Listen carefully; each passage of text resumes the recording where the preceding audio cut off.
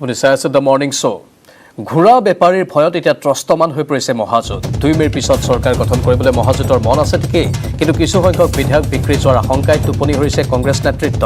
কোন ঘোঁৰা বনি বিজেপিৰ ওচৰত বিক্ৰী যায় তাৰ যেন কোনো নিশ্চয়তা নাই। সেয়ে এনে একাংশ বিধায়কক লৈ উদ্বিগ্ন জিতেন্দ্ৰ সিং, ৰিপুণ বৰা। বিধায়ক যাতে বিক্ৰী হ'ব নোৱাৰে তাৰ বাবে নানা কৌশল ৰচনা কৰিছে মহাজোঁটে। শনিবাৰে পুৱাই কিৰণশ্ৰী হোটেললৈ নিয়া হৈছিল কংগ্ৰেছ প্ৰাৰ্থীসকলক। ঘোঁৰা বিক্ৰী নোহোৱাৰ ব্যৱস্থা কৰিবৰ বাবে হোটেলত সম্ভাৱ্য বিধায়কসকলক নজৰবন্দী কৰি ৰখাৰ কৌশলো চূড়ান্ত কৰিছিল কংগ্ৰেছে। গুৱাহাটী, তেজপুৰকে ধৰি কেইবাখনো হোটেল বুক কৰা বুলিও জানিব পৰা গৈছে। অৱশ্যে বিহু, নৱৰাত্ৰি আৰু ৰোজাৰ বাবে 22 এপ্ৰিললৈ প্ৰাৰ্থীসকলক হোটেলত বন্দী নকৰাৰ সিদ্ধান্ত হয় এই বৈঠকখনত। কিন্তু 3খনকৈ বাছ সাজু কৰা হৈছিল আৰু সেই 3খন বাছতে হয়তো প্ৰাৰ্থীসকলক লৈ যোৱা হ'লহেঁতেন, কিন্তু অৱশেষত শেষ পৰ্যায়ত আহি সিদ্ধান্ত সলনি কৰা হৈছে। এতিয়া 22 এপ্ৰিলৰ পাছতে তেওঁলোকে এই ক্ষেত্ৰত বিহিত পদক্ষেপসমূহ গ্ৰহণ কৰিব। আমাৰ সতীৰ্থ বিপুল বৰ্মন আছে লাইভত। বিপুল, অত্যন্ত গুৰুত্বপূৰ্ণ খবৰ ৰাজ্যৰ ৰাজনীতিৰ বাবে। সাংঘাতিকভাৱে এইকেইদিন এই বিষয়টোক লৈয়ে চৰ্চা হৈ আছে সকলোৰে মুখে মুখে। চাওক, যেতিয়া 2 তাৰিখে ফলাফল ঘোষণা কৰিব অসম বিধানসভাৰ এই পঞ্চদশ বিধানসভা নিৰ্বাচনৰ, আৰু তাৰ প্ৰাক মুহূৰ্তত কোনে জিকিব কোনে হাৰিব সেই কথা কোনেও নাজানে। ইতিমধ্যে সকলোৰে ভাগ্য যিহেতু EVM-ত বন্দী হৈছে, কিন্তু তাৰ পিছতো সম্ভাৱ্য বিধায়ক বুলি কৈ তেওঁলোকক 2টা দল হিচাপত, এটা দলক যদি ৰাজস্থানলৈ পঠিয়াইছিলে, আন এটা দলক ছত্তীশগড়লৈ পঠিয়াইছিলে। কাৰণ 2খন ৰাজ্য কংগ্ৰেছ শাসিত ৰাজ্য। তাত এটা ঠাইত যদি অশোক গেহলট চিফ মিনিষ্টাৰ হৈ আছে, আন এটা ঠাইত ভূপেশ বাঘেল চিফ মিনিষ্টাৰ হৈ আছে। গতিকে তাত গৈ আমাৰ এই যদি এফালে ৰাজস্থানত কংগ্ৰেছ AIUDF-ক আতিথ্য দিছিলে অশোক গেহলটে, আন এটা ঠাইত ভূপেশ বাঘেলে দিছিলে BPF আৰু কংগ্ৰেছক আতিথ্য। কিন্তু তেওঁলোকে এই যে বিলাক ভ্ৰমণ বা তেওঁলোকে অৱসৰ বিনোদনৰ ফালে যোৱা বুলি কৈছে, আৰু লগতে ৰিপুণ বৰাই বা জিতেন্দ্ৰ সিঙে যোৱাকালি কৈছে যে হৰ্চ ট্ৰেডিং, বিভিন্ন ৰাজ্যত বিজেপিয়ে হৰ্চ ট্ৰেডিং কৰে, তেওঁলোকে দিল্লী ডিস্পোৰ্ট আছে। গতিকে তাৰ আশংকা প্ৰকাশ কৰি তেওঁলোকে এই ধৰণে তেওঁলোকৰ সম্ভাৱ্য বিধায়কসকলক যোৱাকালিও দেখিছিলোঁ আজাৰাত হোটেল কিৰণশ্ৰীলৈ লৈ গৈছিলে, তাত সভা অনুষ্ঠিত কৰিছিলে। তাৰপিছত আপুনি কোৱা ধৰণে তেজপুৰলৈ লৈ যোৱা কথা আছিলে। কিন্তু এতিয়া যিহেতু ৰমজান মাহ চলি আছে, ইছলাম ধৰ্মাৱলম্বীৰ পবিত্ৰ মাহ, গতিকে এই আৰু লগতে আমাৰ ৰঙালী বিহু, এই বিহুৰ বাবে এতিয়া আৰু লগতে ৰোজাৰ বাবে তেওঁলোকক 21 তাৰিখলৈকে বন্ধ কৰি ৰাখিছে। কিন্তু সকলোকে কৈছে যে আপোনালোকে 21 তাৰিখে নিশা আহি পুনৰ গুৱাহাটীত উপস্থিত হ'ব লাগিব। আমি নাম উল্লেখ নকৰোঁ, কিন্তু কংগ্ৰেছৰ কিছুসংখ্যক নেতাৰ সৈতে আমি কথা পাতিছিলোঁ। তেওঁলোকে 21 তাৰিখে নিশাই গুৱাহাটীলৈ আহিব, কিন্তু দুৰ্ভাগ্যজনক বিষয় যে তেওঁলোকে ক'লৈ যাব লাগিব গুৱাহাটী অহাৰ পিছত সেই কথা তেওঁলোকে নিজেও নাজানে। আচলতে 22 তাৰিখে পুৱা তেওঁলোকৰ কেন্দ্ৰীয় নেতৃত্বই বা তত্ত্বাৱধায়কে হওক বা ৰাজ্যিক নেতৃত্বই হওক তেওঁলোকক জনাব যে তেওঁলোকে বাছত উঠিব লাগে আৰু তেজপুৰ যাব লাগে, বা বাছত উঠিব লাগে কাজিৰঙা যাব লাগে, য'ত যাব লাগে তেওঁলোকে তালৈকে যাব। আৰু যোৱাকালি সভাখনত কিৰণশ্ৰীত তাত দেখিছিলে যে তাত দেৱব্ৰত শইকীয়া, ৰূপজ্যোতি কুৰ্মীৰ পৰা ৰকিবুল হুছেইনৰ পৰা তেওঁলোকৰ যিসমূহ নৱাগত প্ৰাৰ্থী, যদি তমাল বণিকৰ কথা কওঁ শিলচৰত, বা ডাক্তৰ জয়প্ৰকাশ দাস যদি লখিমপুৰত, এনেধৰণে বিভিন্নজন যাৰ জয়লাভৰ সম্ভাৱনা আছে বা পৰাজয়ৰো সম্ভাৱনা আছে, তেনে লোকসকলকো সভাখনলৈ লৈ অহা হৈছিলে। বৰাক ব্ৰহ্মপুত্ৰ বিভিন্ন ঠাইৰ পৰা এই সমষ্টিসমূহৰ পৰা লোকসকল আহিছিলে প্ৰাঞ্জল। আৰু AIUDF-ৰ কথাটো মই কওঁ, AIUDF-ত যোৱাকালি আমি ফণীধৰ তালুকদাৰৰ লগত কথা পাতিছিলোঁ, আলগাপুৰৰ নিজামুদ্দিন চৌধুৰী আৰু কাটলিচাৰা সুজামুদ্দিন লস্কৰ তেওঁলোকৰ লগত কথা পাতিছোঁ। তেওঁলোকে কৈছে যে AIUDF-ৰ আমি এইবাৰ প্ৰায় 20টা সমষ্টিত প্ৰতিদ্বন্দ্বিতা আগবঢ়াইছোঁ, 14টাত ডাইৰেক্ট ফাইট কৰিছে, আৰু বাকীকেইটাত যি 5-6টা সমষ্টিত তেওঁলোকে মিত্ৰতাত খেলিছে। গতিকে এই গোটেইকেইজনে প্ৰায় 18জন, এজন মুজিবুৰ ৰহমানক বাদ দি বাকী আটাইকেইজনে, আৰু এজন হ'ল চম্পক কলিতাৰ, এই দুজনে যোৱা নাই, বাকী গোটেই 18জনে ৰাজস্থানলৈ গৈছিলে। তেওঁলোকে উভতি আহিলে। এতিয়া তেওঁলোকে কৈছে যে আমি নিজ নিজ সমষ্টিলৈ যাম, সমষ্টিবাসীৰ সৈতে আমি 2 তাৰিখলৈকে থাকিম। গতিকে AIUDF-এ এতিয়ালৈকে তেওঁলোকে ক'ত যাব ক'ত নাযাব সেই কোনো সিদ্ধান্ত হোৱা নাই।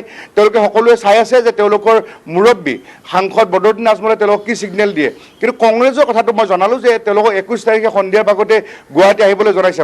মানে এইটো কথা হ'ল সেই যে এটা সময়ত যে বিজেপিৰ 4জন যে বিধায়ক বিক্ৰী হৈছিলে প্ৰাঞ্জল, এই যে ৰুমিনাথ বিক্ৰী হৈছিলে, কাৰ্তিক সেন সিনহা, অভিজিৎ হাজৰিকা যে বিক্ৰী হৈছিলে কংগ্ৰেছৰ হাতত, তেতিয়া কংগ্ৰেছৰ মন্ত্ৰী আছিলে হিমন্ত বিশ্ব শৰ্মা, ৰকিবুল হুছেইন। ঠিক তেনেধৰণে এইবাৰ বিজেপিয়ে এইবাৰ কংগ্ৰেছৰ বা AIUDF-ৰ বিৰোধী মহাজোঁটৰ কাৰোবাক কিনিব নেকি, তেনে ভয়তে এতিয়া সেইসকল নেতাৰ পৰা আঁতৰাই ৰাখিবৰ কাৰণে এই ধৰণৰ কুচকাৱাজ আৰম্ভ কৰিছে বিৰোধী মহাজোঁটে। যাৰ বাবে এটা সময় আছিলে, সেইটো হ'ল 9 তাৰিখে 9 এপ্ৰিলত মোবাইল পৰ্যন্ত ব্যৱহাৰ কৰিব দিয়া নাছিলে ARDFৰ প্ৰাৰ্থীসকলক। ARDFৰ প্ৰাৰ্থী মই বৰাকৰ কেইজনৰ নাম ক'লোৱেই, আৰু লগতে ব্ৰহ্মপুত্ৰ উপত্যকাৰ যিসকল আছিলে হাফিজ বছিৰ আহমেদ কাছিমি বা তেওঁলোকৰ যি আমিনুল ইছলাম দুজন আছে, এজন ধিঙৰ এজন মানকাছাৰৰ, আৰু তেওঁলোকৰ হাফিজ ৰফিকুল ইছলাম আছে জনিয়াৰ, বা তেওঁলোকৰ আশ্ৰাফুল খেলিছে চেঙাৰ পৰা, মীনাক্ষী ৰহমান খেলিছে সৰুক্ষেত্ৰীৰ পৰা, আৰু ফণীধৰ তালুকদাৰ ভবানীপুৰৰ পৰা খেলিছে। গতিকে এইসকল নেতাক মোবাইলো এটা সময়ত ইউজ কৰিবলৈ দিয়া নাছিলে, আৰু নিজানুৰ ৰহমান গৌৰীপুৰৰ আছে, নজৰুল হক আছে ধুবুৰীৰ, তেওঁলোক ব্যৱহাৰ কৰিব দিয়া নাছিলে। কিন্তু পিছলৈ মোবাইল ব্যৱহাৰ কৰিলে, আৰু প্ৰথমতে কৰিমুদ্দিন বৰভূঞা সোণাই তেখেতে উভতি অহাৰ পিছত বাকীসকলে যোৱা দুদিন আগতে তেওঁলোকে উভতি আহিছে, আৰু তেওঁলোকে এতিয়া কোৱাৰেণ্টাইন হৈ আছে, তেওঁলোকৰ হাতত ষ্টেম্প লগাই দিছে, তেওঁলোকে এয়াৰপৰ্টতে তেওঁলোকে নিজৰ চুৱাইপ দিবলগীয়া হৈছিলে। কিন্তু এতিয়া কথা হ'ল এই যে কংগ্ৰেছৰসকলক তেওঁলোকক ক'ত লৈ যাব কথা গম পোৱা যোৱা নাই। মুঠৰ ওপৰত প্ৰাঞ্জল এটা কথা যে হৰ্চ ট্ৰেডিঙৰ আশংকাত ভুগিছে তেওঁলোকে, যাৰ বাবে আমি যদি দুৰ্গা ভূমিজৰ কথা কওঁ ডুমডুমাত, বা সেইফালে তমালবনিকৰ কথা ক'লোঁ, বা এইফালে একেবাৰে আমি যদি প্ৰদ্যুৎ ভূঞা নলবাৰী, এনেধৰণৰ সকলোকে জয়লাভৰ সম্ভাৱনা থকা বা জয়লাভ নকৰা, জয়লাভৰ পৰাজয়ৰ আশংকা থকা সকলোকে মাতি আনিছে, আৰু তেওঁলোকক কাৰো লগত যোগাযোগ হ'বলৈ দিয়া নাই। মুঠৰ ওপৰত এটাই ভয় খাইছে যে দিল্লীত স্পৰ্ট থকা বিজেপিয়ে যাতে তেওঁলোকৰ বিধায়কক ক্ৰয় কৰিব নোৱাৰে। আচলতে নিৰ্বাচনৰ ফলাফলৰ প্ৰাকমুহূৰ্তত এয়া এটা আকাশত চাং পতাৰ দৰে এটা কথা হৈছে প্ৰাঞ্জল। নিশ্চয় বিপুল, হোটেল ৰাজনীতিৰ ক্ষেত্ৰত কূট কৌশল অৱলম্বন কৰা হৈছে, সাংঘাতিক গোপনীয়তা অৱলম্বন কৰা হৈছে, কিন্তু ক'ৰবাত এইসকল প্ৰাৰ্থীক যে ইঠাইৰ পৰা সিঠাইলৈ লৈ ফুৰোৱা হৈছে, তেওঁলোকক লৈ এতিয়া আশংকা প্ৰকাশ কৰিছে, অসন্তুষ্ট নেকি একাংশ প্ৰাৰ্থী তেওঁলোকৰ মাজৰে? চাওক, যোৱাকালি আমাৰ সতীৰ্থ সাংবাদিক আমি প্ৰায় 4জনীয়া দল এটা হিচাপে এই বাতৰিবোৰ সংগ্ৰহ কৰি আছিলোঁ। তাত ৰাজু বৰুৱা যোৱাকালি আজাৰাত, হিৰতজুৰি মালাকাৰ আছিলে, হেমন্ত আছিলে তেজপুৰত, আমিও গুৱাহাটীত আছিলোঁ। গতিকে চাওক, আমি বিভিন্নজন প্ৰাৰ্থীৰ সৈতে কথা পাতিলোঁ। ৰূপজ্যোতি কুৰ্মীয়ে বা দেৱব্ৰত শইকীয়া, তেখেতসকলত ছিদ্দিক আহমেদৰ লগত মই কথা পাতিছিলোঁ। তেওঁলোকে আচলতে তেওঁলোকৰ হতাশগ্ৰস্ততা তেওঁলোকে প্ৰকাশ কৰা নাই। তেওঁলোকে এইকেইটা দিন তেওঁলোকে 2 তাৰিখৰ আগলৈকে তেওঁলোকে চৰকাৰ গঠন কৰিব পাৰিব বুলি তেওঁলোকে আশা কৰি আছে। কোনোবাই যদি 70+ অংক দেখিছে, কোনোবাই 65+ অংক দেখি আছে। এই ক্ষেত্ৰতেই যে অগপৰ কাৰ্যকৰী সভাপতি কেশৱ মহন্তই আজি 4 দিন আগত আমাক কৈছিলে যে 2 তাৰিখলৈকে বিৰোধীয়ে চৰকাৰ কৰি থাকক, 2 তাৰিখৰ পিছত আমি বিজেপি মিত্ৰজোঁটে আমি চৰকাৰ কৰিম। কিন্তু তেওঁলোকক যে আজি ছত্তীশগড়লৈ লৈ গৈছে BPFৰ যিসকল সম্ভাৱ্য প্ৰাৰ্থী, মাজবাটৰ চৰণ বড়ো, তাৰপিছত কলাইগাঁৱৰ দুৰ্গাদাস বড়ো, আৰু হিতেশ বসুমতাৰী চাপাগুৰিৰ পৰা, আৰু ৰবিৰাম নাৰ্জাৰী পশ্চিম কোকৰাঝাৰৰ, তেওঁলোকক তালৈকে লৈ যোৱা হৈছে, বা প্ৰবীণ বড়ো বৰমা সমষ্টিৰ প্ৰাৰ্থী। কিন্তু ছত্তীশগড়তে আছে তেওঁলোকে। আমি বিভিন্নজনৰ লগত কথা পাতিছিলোঁ, তেওঁলোকে এতিয়ালৈকে অৱসৰ বিনোদন বা এই ধৰণে ইফালে সিফালে ঘূৰি আছে, মনত অসন্তুষ্টি প্ৰকাশ কৰা নাই। তেওঁলোকে অংক গণি আছে যে তেওঁলোকে 70+ দেখিছে। কিন্তু আমি ইয়াৰ বাবে অপেক্ষা কৰিব লাগিব 2 তাৰিখৰ আমি মৰ্ণিং শ্ব'লৈকে। মৰ্ণিং শ্ব'তে গম পাম যে কোনে আচলতে আসনৰ ক্ষেত্ৰত আগবাঢ়ি আছে। প্ৰাঞ্জল, ধন্যবাদ বিপুল।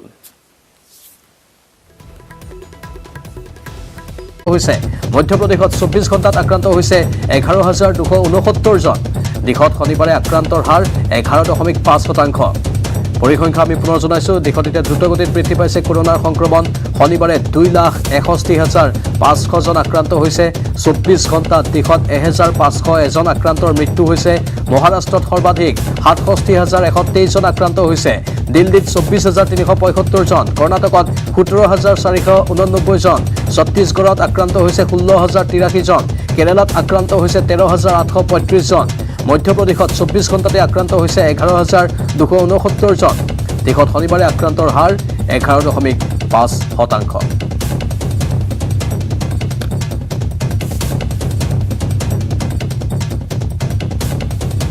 ইফালে অসমতো পুনৰ কৰোনাৰ সংহাৰী ৰোগ। অসমত দৈনিক বৃদ্ধি পাইছে কৰোনা আক্ৰান্ত লোকৰ সংখ্যা। শনিবাৰে নতুনকৈ আক্ৰান্ত হৈছে 876 জন লোক। 24 ঘণ্টাত অসমত কৰোনাত মৃত্যু হৈছে 2 জনৰ। মুঠ আক্ৰান্তৰ হাৰ 2.20% বৃদ্ধি পাইছে। কামৰূপ মহানগৰ জিলাত আক্ৰান্ত হৈছে 360 জন, কামৰূপ জিলাত আক্ৰান্ত হৈছে 56 জন, শোণিতপুৰ জিলাত আক্ৰান্ত হৈছে 47 জন, ডিব্ৰুগড়ত নতুনকৈ আক্ৰান্ত হৈছে 42 জন। ইফালে নতুনকৈ নগাঁৱত কৰোনাত আক্ৰান্ত হোৱাৰ সংখ্যা 32 জন। কোভিড টেষ্ট কৰা হৈছিল মুঠ 43,268 জনৰ।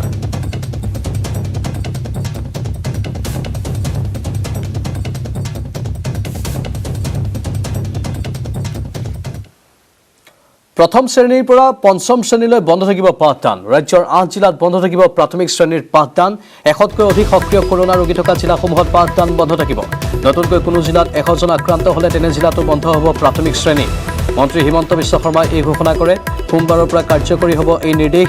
সম্প্ৰতি কামৰূপ মহানগৰত কৰোনাত আক্ৰান্ত হৈছে 1860 জন, ডিব্ৰুগড়ত 323 জন, কামৰূপত 284 জন, নগাঁৱত 144 জন, যোৰহাটত 133 জন, তিনিচুকীয়াত 131 জন, কাছাৰত 120 জন, শোণিতপুৰ জিলাত আছে 119 জন কৰোনাত আক্ৰান্ত সক্ৰিয় ৰোগী।